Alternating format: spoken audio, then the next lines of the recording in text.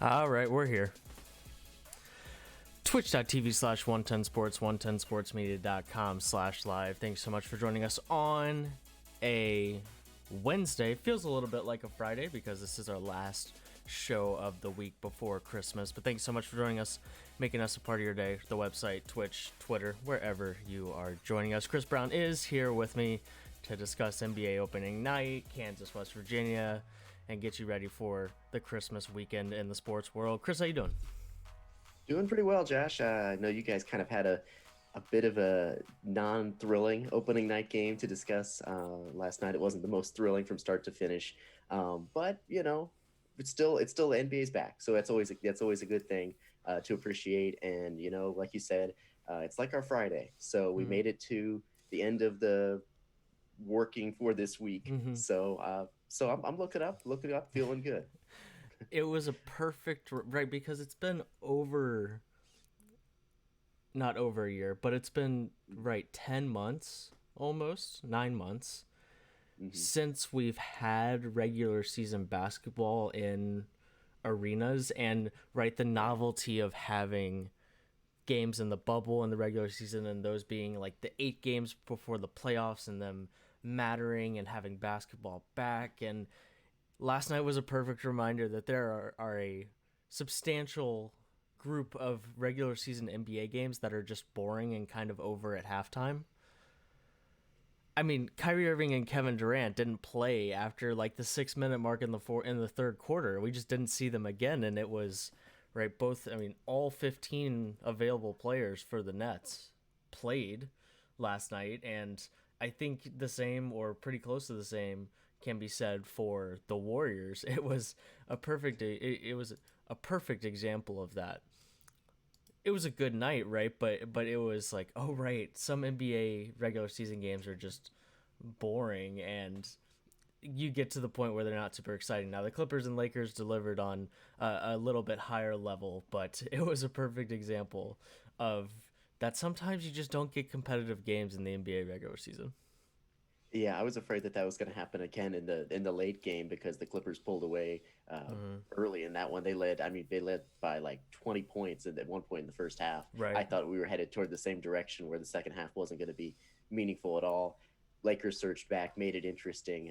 So that was a plus. But yeah, you're right. It's just one of those things where, you know, even though it's only been a short break between the NBA in action, you still kind of hype it up in your head.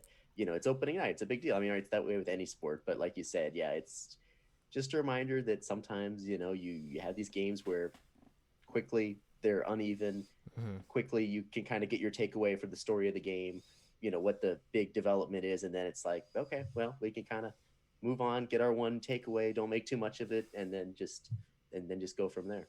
With that being said, there are 13 games tonight, and the rest of the 26 Right. teams in the association are going to play, and I'm excited for it. So, I'll speak out of Yeah. both sides of my mouth here that I'm excited for more regular season games, and there will be 4 or 5 of them that just aren't particularly close, and that's Mhm. fine. But let's start there. Of course, we'll start with the NBA. Go over to college basketball briefly in the second segment. Humor me, please, at the end of the first hour. Then typically when we have somebody joining the show midway through, it's Chris joining midway through on a Friday, but this is typically the day that Josh is not here, so we gave him the opportunity, the choice of coming on in the second hour, and he accepted that opportunity and took advantage of it. So he'll join us in the second hour. We'll do a challenge flag. We usually do a challenge flag on Wednesdays, so we threw that in the first hour.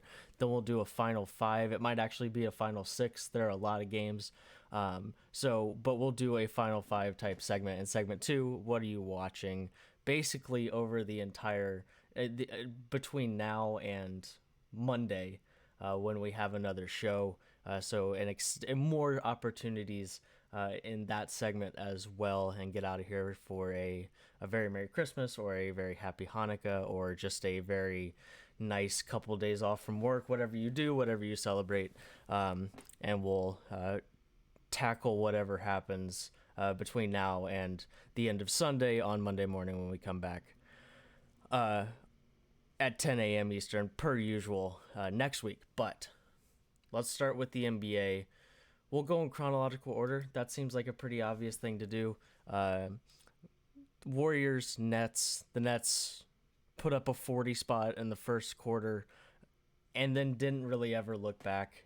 Final score 125-99. Like I said, it was 125-99, and Kevin Durant, Kyrie Irving, neither of them played more than 25 minutes.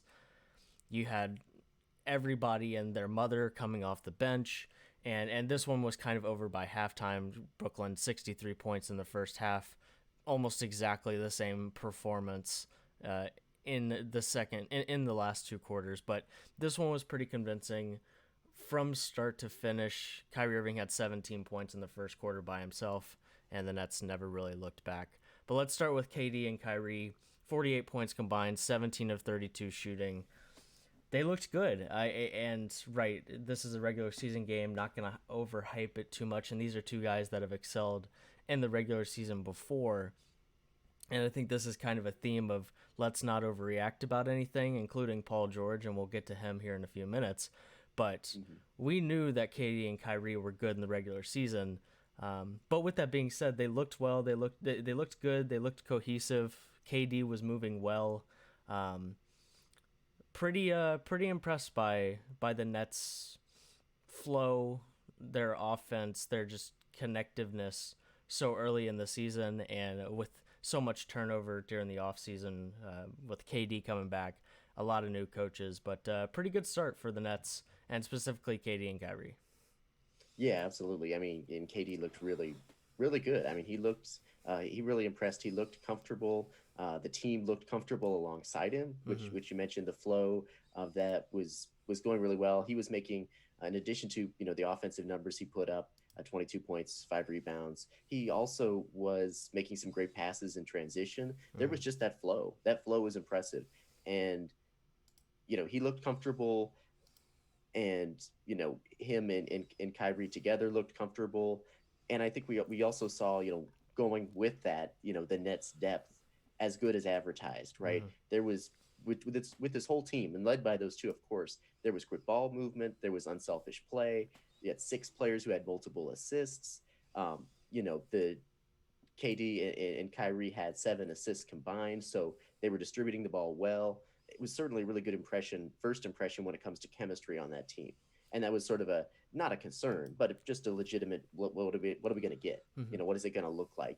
And yeah, like you said, the caveat for all these takeaways is it's one game, it's one opponent. You can't, say that it's going to look this way every game, but it was certainly encouraging getting off on the right foot in terms of that chemistry. That was, for me, the biggest thing, is just that flow, that chemistry, that unselfish play that made me, confident as much as you can be from one game in the cohesiveness of this team. I think what you said about their depth is exactly right. I couldn't agree with it more. I was impressed and I was impressed just because, right, it's not surprising that without KD and Kyrie on the floor that this Nets team is a competent, respectable basketball team, because they basically were an 8 seed without Kyrie or KD last year, right? And they've been to the playoff, right? You had D'Angelo Russell, but you had a respectable amount of these guys on that team as well. This is my favorite part about this team, is how good their role players, peripheral pieces are.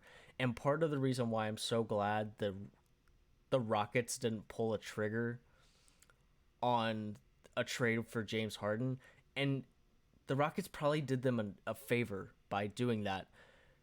Yeah. Because you probably have to give up Karis LeVert, Spencer Dinwiddie, and Jared Allen, right? At least 2 of those 3 players in some sort of trade. And I really like all 3 of those players. And we learned last year, the Lakers proved it, that you can win a title with 2 stars. Now, KD and Kyrie collectively are not the same as LeBron and Anthony Davis, especially in the playoffs. I'm not saying that they are, but I also think that the Nets glue guys, peripheral pieces, are better than what the Lakers were putting on the floor in that respect last season, and quite frankly, they waltzed to an NBA Finals. Yeah. Karis LeVert, Spencer Dinwiddie, Jared Allen, DeAndre Jordan, Joe Harris, Landry Shamet, Jeff Green, Torian Prince, they can go 10 deep in a rotation, and I like all 10 of those guys in certain situations. Now, we might get to a point where they're really, banking on 8 of those guys in the playoffs, and rotations tend to tighten up once you get late in the season and into the playoffs. But they have so many good role guys on this team, and we learned last year, like I said, that you can have 2 superstars on your team, 2 stars, and compete for a championship. And when those guys weren't on the floor, KD and Kyrie, I was reminded of just how good some of these other guys are, the impact that they can have on the game. I was right, because the story has been KD Kyrie, KD Kyrie. Ooh, are they gonna go get James Harden? They didn't get James Harden, but they still have a really solid basketball team, and a team that without KD and Kyrie was a back half of the Eastern Conference playoffs team. And when you add 2 guys like that, especially if they stay healthy, then you could be looking at a really, really good team. So I was right. Their depth is good. They can go 10 deep, even when we're not playing everybody like it's a preseason game. There are still 10 guys that you could see on the floor from the Nets, and that depth's going to be important both in the regular season, but also when we get to the playoffs. Yeah, absolutely. I was certainly impressed by that, and I think you hit the nail on the head. It's just impressive to see, right, when they're able to compete at that level, when those 2 guys are off the floor, when they're able to hold their own, at the very least they're holding their own. And there's a you look at it and it's more more than the sum of its parts. Like you look at it and you see the player, those players there, you're not particularly inspired by any one individual per se, but the quantity of quality depth, if that makes sense, Sure. of solid options put together on the same court. It's not, you've got a pretty good 3 or 4, but then after that it is a steep drop off. There's sort of a depth of solid contributors, and that functioning together was really impressive to see. I think that's one thing as well, like you said, where it's going to be very helpful throughout the course of the season to have that depth, because right, you're going to go through ebbs and flows, you're going to battle injuries, and when you can start from a place of good depth like that, and like you said, 10 guys, maybe it gets a little bit tighter than that, but 10 guys who you can have confidence putting out there and competing and holding your own and not falling into I think that'll help them avoid significant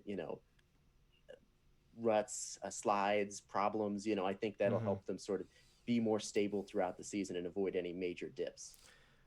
I'm a big fan of being able to look at a roster and see multiple guys at every position that I like, and that's 100% the case with this team, right? You got DeAndre Jordan in the starting lineup, but I think Jared Allen's the better basketball player, so that's a great thing to have him coming off your bench.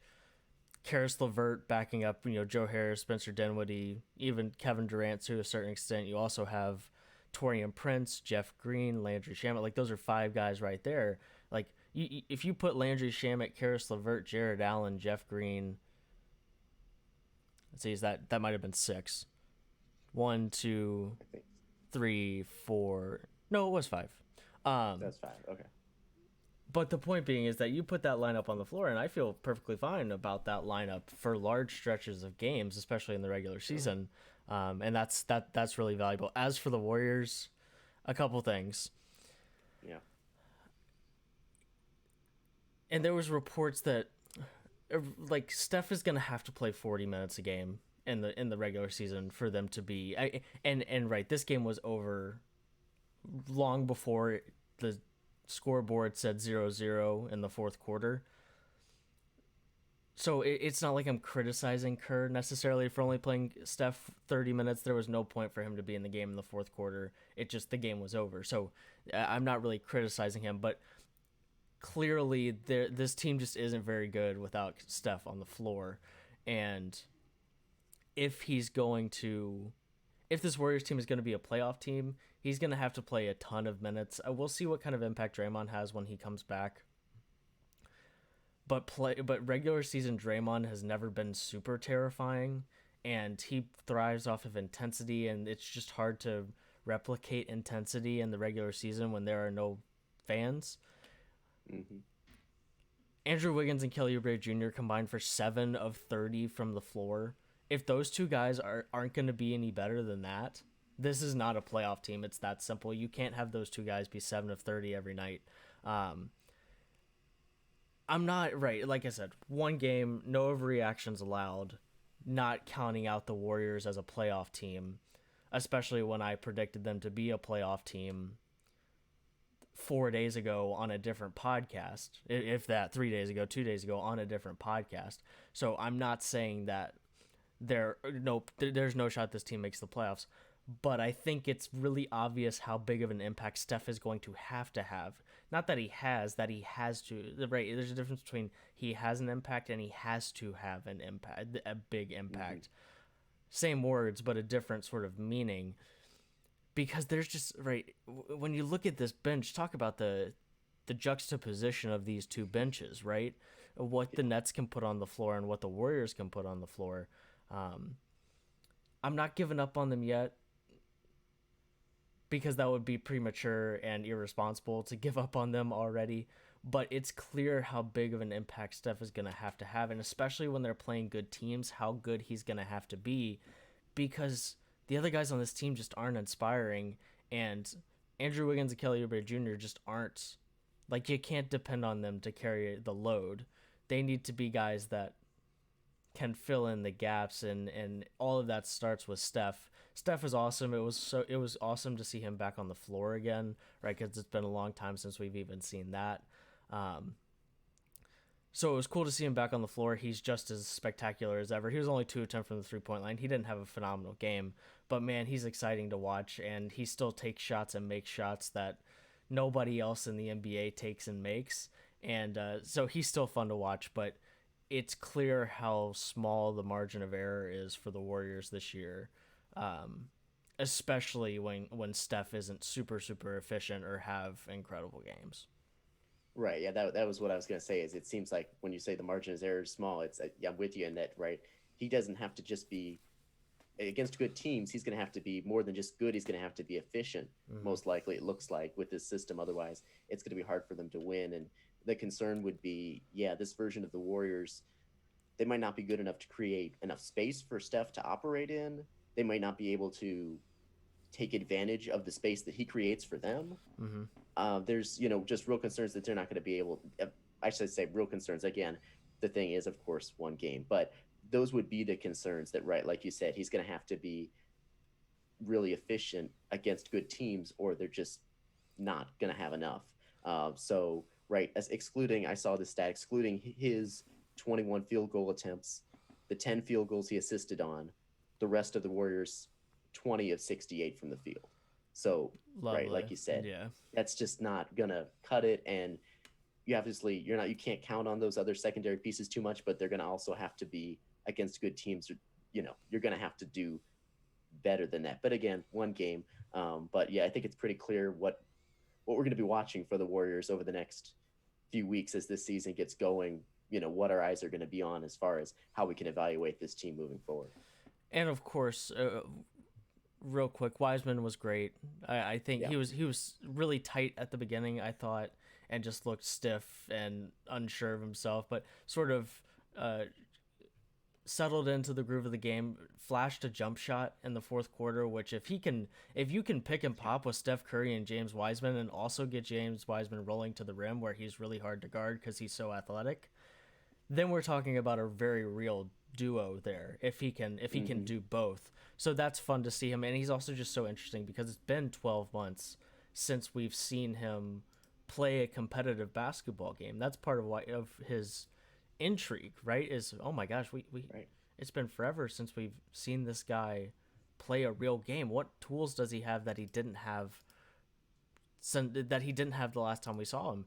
Maybe a jump shot is one of them. Now we'll see, right? He was 1 of 1 from the 3-point line, and then the next possession down, he knocked down a long range jump shot. So it's not like it was all game, but he certainly flashed the capability. Real quick, let's go over to the Lakers Clippers, the more interesting game here. Let's start with this. Kawhi and PG were awesome. PG 33 points, Kawhi 26. But listen, we knew this about Paul George, and that he was good in the regular season. I think last night was a perfect example of the fact that we're not really going to know anything about this Clippers team until we get to the playoffs. We can talk about Paul George, we can talk about the performance, even if they're the number 1 seed in the West. I couldn't care less until I see them in the playoffs because yes, the Clippers offense got better.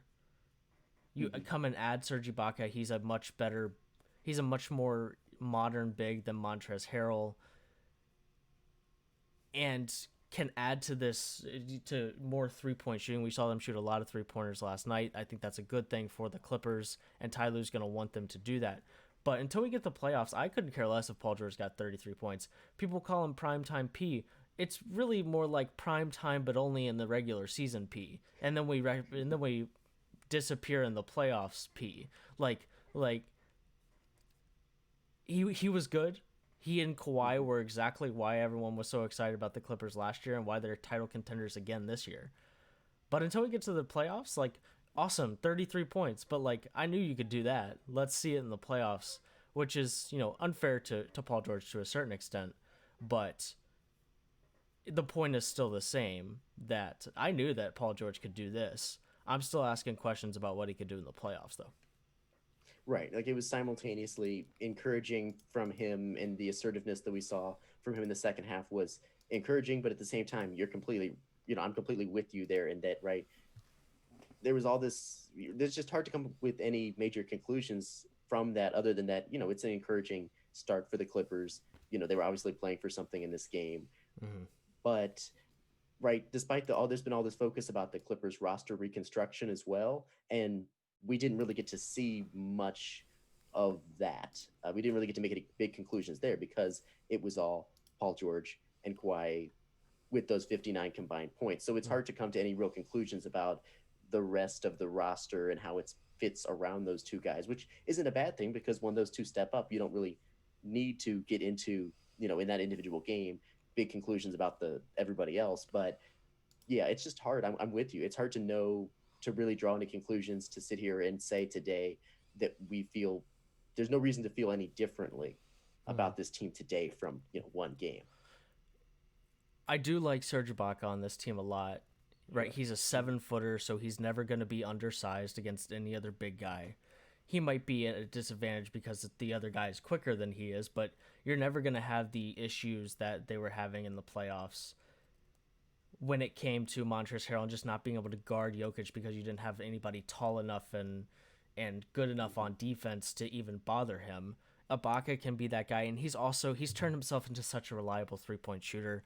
He was 15-6 last night, 2 of 3 from the 3-point line. He's just so efficient and works so well, I think, in this system. Gives more space for Kawhi and PG. Their offense just looks easier with him on the floor. But like you said, so I think there's reason to believe that they're going to be good, better than last season, starting with the 3-pointers, starting with Ibaka. And hopefully things have been rectified in the locker room to a certain extent. Yeah. But with that being said, I knew that Paul George could go 13 of 18 from the field in the regular season, and right. That's the qualifier I have to put on everything. But they shot a lot of threes. That's encouraging. They were like 27-5 last year when they shot more than 34 threes. So if they shoot a lot of threes, they're going to win a lot of games. And Ty Lue has always been a shoot a lot of threes kind of guy. He was that way in Cleveland as well. For the Lakers, Montrezl Harrell played the most minutes in the game at 32. I would be shocked if LeBron plays more minutes than that. More than 32 minutes. He played 28 last night. I would be shocked if he plays more than 32 anytime soon. Right? They didn't come back in this game. They didn't check back into the game late in this one. He only played 28. AD played 31. We're going to see a lot of this early in the season, just from the Lakers, but also from all teams. Like, all 4 of the teams that played last night threw 8, 9, 10 guys off the bench in quite frankly, preseason game type fashion, because I think that's how you're going to see these games looked at least early on. And you're going to see a lot of guys come in and have 9 minutes, and you're going to see guys not come in for the end of games because it is a quick turnaround, especially for the Lakers, and you didn't have as much time to play around with lineups and things like that. So I think we're going to see a lot of that. We saw a lot of it with the Lakers, and clearly just not putting too much weight on this game and throwing AD and LeBron back out there to try and win it, because at the end of the day, it's just not that big a deal. Right. Yeah, I don't have too much to add as far as the Lakers. Right. You can't. It's not not really beneficial to like dive into the specific stats or be concerned about the 19 turnovers. Right. You're just not. We know what we're going to get from. There's just no reason to be concerned here. Right. And we know we knew it was going to take some time for the new faces to mesh with LeBron, to mesh with that system, and there's plenty of time for that because, like you said, there wasn't necessarily the time to get everybody involved. So it's sort of that preseason fashion of just mixing and matching, putting different combinations out there to try to get that flow and get that comfort with each other on the floor. So yeah, no big conclusions from them really at all. But yeah, like you said, it's just going to take some time for them and for every team to sort of mix and match, see what they've got, get guys off the bench. They'll get to evaluate them early in the season. Coming up next, we'll talk West Virginia, Kansas briefly, then get to Hear Me Please. Add Josh to the show after the first hour, and keep it rolling. We'll be right back. You're watching 110 Daily on the 110 Sports Network.